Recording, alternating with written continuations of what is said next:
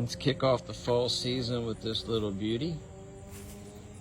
A 40 by 20 this coffee table is black walnut, as you know, my favorite.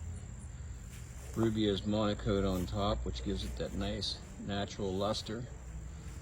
Beautiful black epoxy river down the middle. Some great markings on that walnut as the sun picks it up. And as you see below,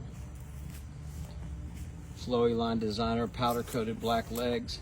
Love this design with this build. Can't imagine anything else that it would have fit any better.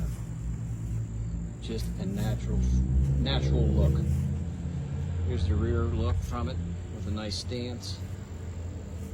And that great natural live edge all the way through with that black walnut. Head to a customer tomorrow morning. I think they'll be quite happy.